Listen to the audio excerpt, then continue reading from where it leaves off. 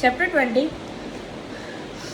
I tried salvaging my phone before I fell asleep last night, but it was no use. It was in two completely separate pieces. I set my alarm so I could get up early and stop and get a new one on my way into work today. My page doesn't look as bad as I feared it would. Of course, it's not something I could hide from Alice, but I am not even going to try and do that. I part my hair to the side to cover up most the bandage Riley had placed over my eye. The only thing visible from last night is the cut off in my lip and the hike he gave me on my neck. Fucking irony at its best. I grab my purse and open the front door. I stop short when I see the lump at my feet. It moves very seconds before I realize that jump is actually Riley. He slept out here. He pulls himself to his feet as soon as he realizes I'll open the door. He is in front of me, pleading eyes, gentle hands on my cheeks, lips on my mouth. I'm sorry, I'm sorry, I'm sorry. I pull back and scroll my eye over him. He slept out here. I slept out of my apartment and pulled my door shut. I calmly walk past him and down the stairs. He followed me the entire way to my car, bringing me to the talk to him. I didn't. I leave it an hour. It's an hour later when I have a new phone in my hands. I am sitting in my car at the cell phone store. When I turn it on, I was a screen as 17 messages appear all from Alyssa.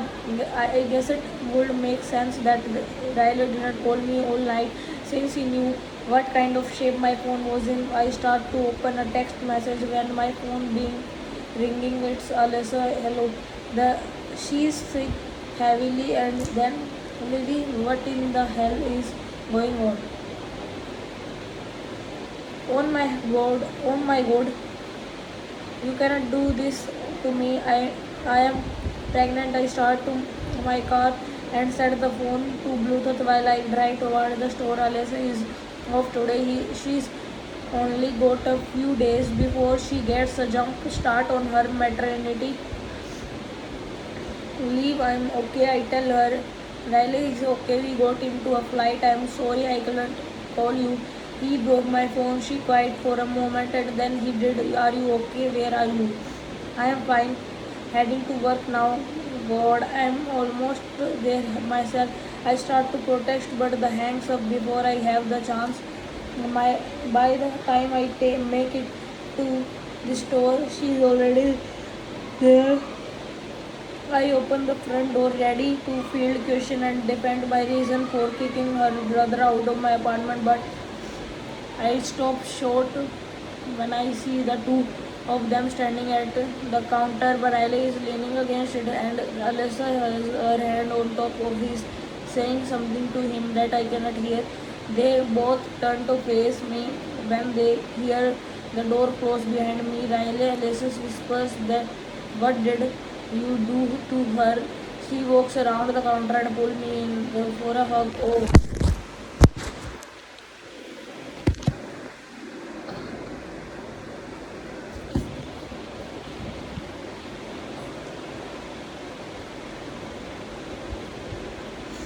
Oh, Lily, she says, running her hand down my back. She pulls back with her tear in her eyes and her reaction confuses me.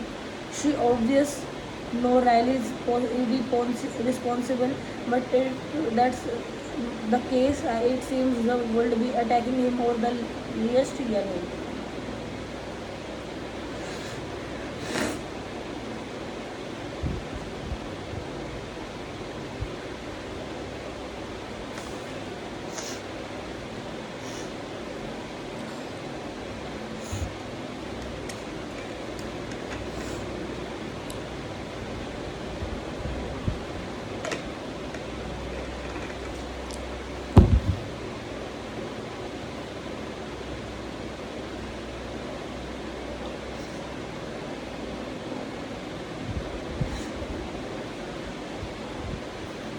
yelling.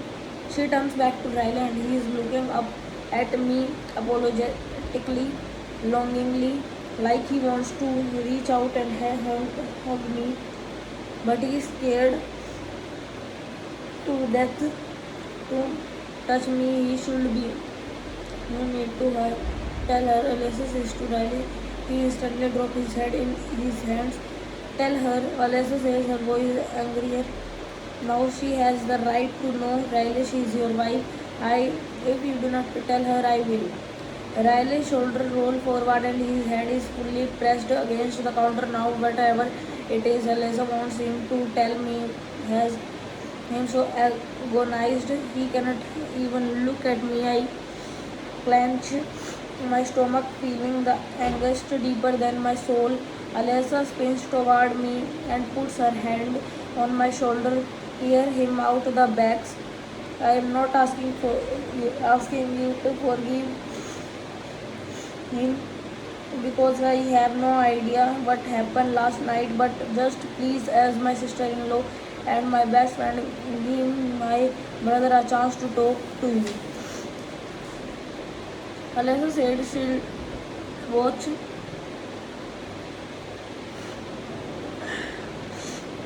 the store for the next hour until another employee comes in for their shift. I was still so upset with Riley. I did not want him in the same car with me. He said he'll spend for an Uber and meet me at my apartment, and my entire drive home I agonized over what he could possibly need to tell me. That Alice already knows. So many things went through my head. Is he dying? Been has he been cheating on me? Did he lose his job? She did not seem to know the detail of what happened between us last night, so I have no idea how this relates to that. Riley finally walked through my front door 10 minutes after me. I am sitting on the couch, nervously picking at my nails. I stand up and start to pace as he slowly walks to the chair and takes a seat. He leans forward, clasping his hand in front of him. Please sit down, Lily, he says it pleadingly, like he cannot take seeing me worry. I return to my seat on the couch, but I scoot to the arm, pull my feet up and bring my hand up to my mouth. Are you dying? His eyes stretch wide and he immediately shakes his head. No, it's nothing like that. Then what is it? I just want him to spit it out. My hands are starting to shake. He sees how much he's freaking me out, so he leans forward and pulls my hand from my face, holding them in his part of the doesn't want him touching me after what he did last night, but a piece of me need to reassurance from him. The anticipation of what I'm about to find out is making me nauseous.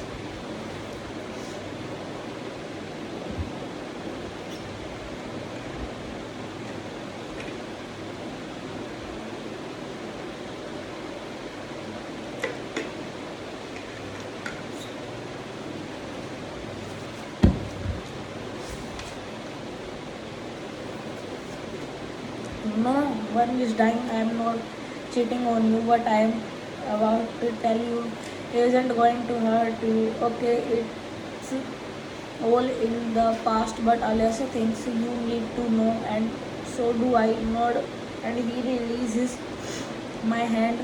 He is that one up and pacing now back and forth behind the coffee table. It's as he is having to work up the courage to find his own word, and that's making me even more nervous. He sits in the chair again. Lily, do you remember the night we meet? I nod. You remember when I walked out onto the roof, how angry I was? I nod again. He was kicking the chair. It was before The new marine grade polymer was virtually indestructible. Do you remember my neck truth, what I told you about that night and what caused me to be so angry? I lean my head down and think back to that night and to all the truth he told me. He said marriage repulses him. He was only into one night stands. He never wanted to have kids. He was mad about a patient lost that night. I started nodding. My little boy said, "That's why you were made mad because a little boy died and it upset you." He blew out a quick breath of relief. "Yes, that's why I was mad." He stands up again and it's like I see his entire soul crumble. He presses his palm against his eye and fights that tear. "When I told you about what happened to him, do you remember what you said to me?" I feel like about to cry and did not even know why yet. "Yes, I told you I couldn't imagine what something like that I will do to that little boy's brother, the one who accidentally shot him." My lips start to tremble, and that's when you said, "I'll destroy him for life." That's what I'll do. Oh God, where is he going with this? Riley walks over and dropped down to his knees in front of me. "Lily," he says, "I knew it would destroy him. I knew of me, Lily." He says, "I knew it could destroy him. I knew exact what that little boy was feeling because that's what happened to me to Alyssa and older brother." I can hold in the tear. I just start crying and he wrapped his arm tightly around my waist and lays his head on my lap. I showed him Lily, my best friend, my big brother. I was only a 6-year-old. I didn't even know I was holding a real gun. His whole body began to shake and he grips me even tighter. I pressed a kiss into his hair because it felt like it was on the verge of a breakdown, just like that night on the roof. And while I am still so angry at him, I also still love him, and it absolutely killed me to find this out about him. About Alyssa, we sit quietly for a long time, his head on my lap, his arm around my waist, my lips in his hair. She was only 5 when it happened. Emerson was 7. We were in the garage, so no one heard out street for a long time, and I just sat there and he pulled away from my lap and stands up facing the other direction. After a long stretch of silence, he sits down on the couch and he leans forward. I was trying to rally his face controls in pain and he lowered his head, covering it with his hands, shaking it back and forth. I was trying to put everything back inside his head. I thought I could fix him. Lily, my hands flies up to my mouth. I gasp so loud there's no way to hide it. I have to stand up so I can catch a breath. I didn't help. I still cannot breathe. Riley walks over to me, taking my hand and pulling me to him. We hug each other for a solid minute. When he say, "I would never tell you this because I wanted to excuse my behavior," he rolls back and looks me firmly in the eye. "You have to believe that Alyssa wanted me to tell you all of this because that happened. There are things I cannot control. I get angry. I black out. I've been in therapy since I was 6 years old, but it is not my excuse. It is my reality." He wipes away my tear, cradling my head against his shoulder. When you ran after me last night, I swear I had no intention of hurting you. I was upset and angry, and sometimes when I feel that much emotion moment, I push you.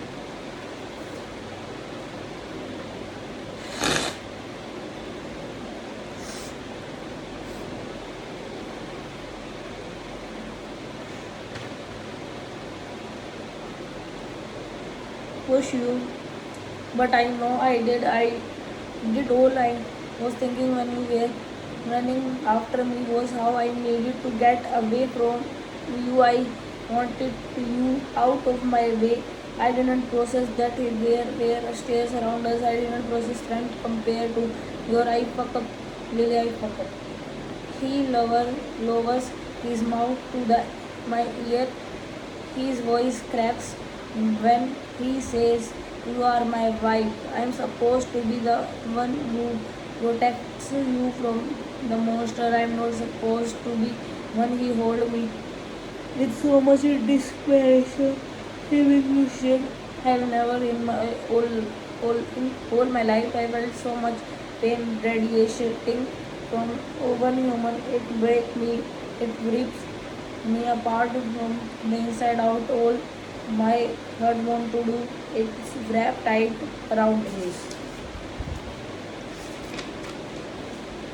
But even the everything he just told me, I'm still fighting my own forgiveness. I swore I wouldn't let him happen again. I swore to him and to myself that if he ever hurt me again, I would leave.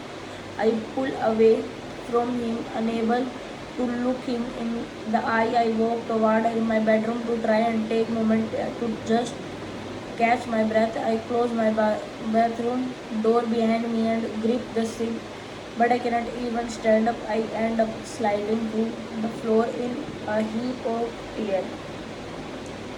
This isn't how this was supposed to be my whole life. I knew exactly what I'll do if a man ever treated me the way my father treated my mother. It was simple. I will leave and it will never happen again. But I did not leave, and now here I am with bruises and cuts on my body at the hands of my man who is supposed to love me, at the hands of my own husband, and still I am trying to justify what happened. It was an accident. He thought I was cheating on him. He was hurt and angry, and I got in the way, in his way. I bring my hands to my face and I sob because I feel more pain for that man out there, knowing what he went through as a child, than I feel for myself, and that doesn't make me feel selfless or strong. It makes me feel pathetic and weak. I'm supposed to hate him. I'm supposed to be the woman mother.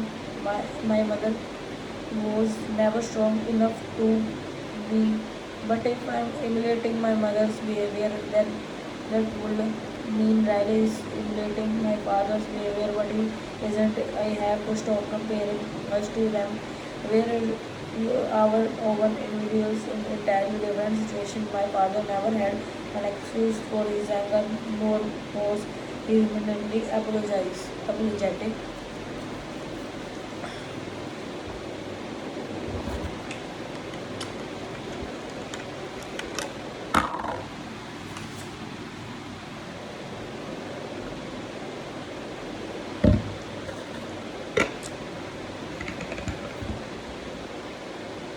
The way he treated my mother was much worse than what happened between Riley and me. Riley just opened up to me in a way that he is probably never opened up to anyone. He is struggling to be a better person for me. Yes, he screwed up last night, but he is here and he is trying to make me understand his past and why he reacted the way he did. Human aren't perfect, and I cannot let it.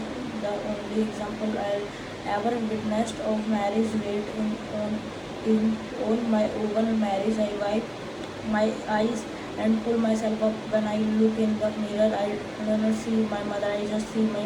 I see a girl who loves her husband and wants more than anything to be able to help him.